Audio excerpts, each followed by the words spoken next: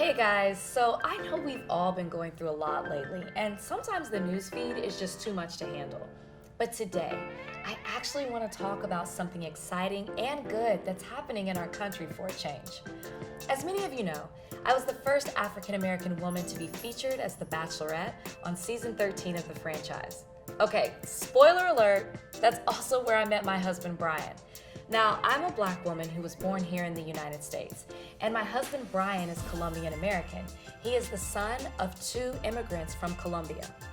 Obviously, falling in love in front of the cameras is pretty atypical, but our story is actually part of something that's becoming more and more common in our country. I'm talking about interracial marriage, which seems pretty commonplace today, but only recently became widely acceptable.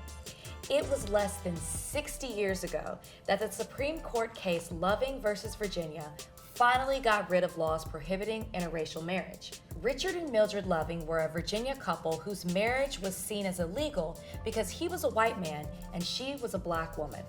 That court case was in 1967. That's less than 60 years ago.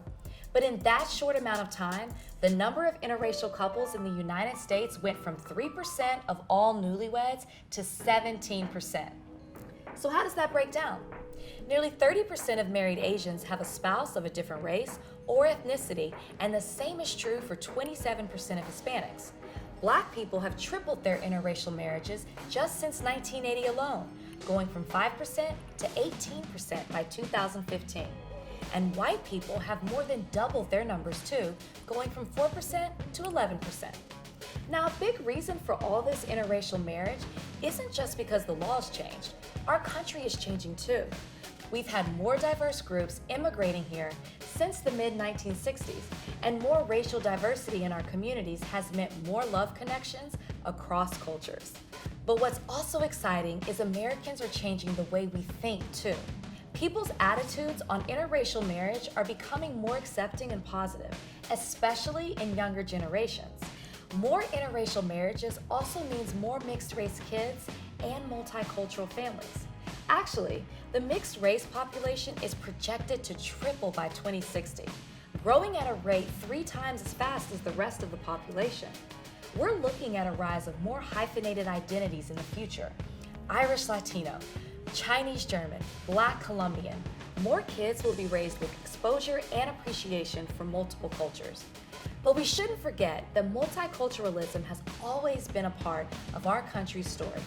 If you look at our history, intermarriage between different groups has been a big part of what makes this country work.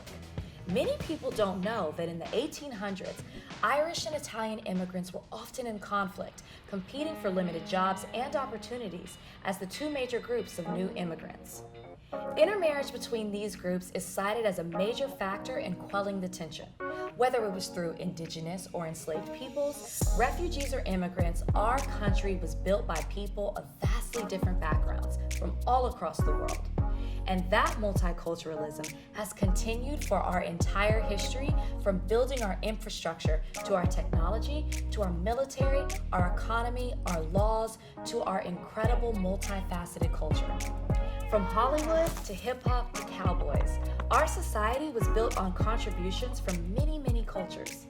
We have always been a multicultural country, and it continues to be an exciting, growing part of our future. And it's personal too. It's in our spouses, our kids, our families, our communities, and it's in our nation. America's multicultural legacy is something every single American shares in, and it's something we can all celebrate.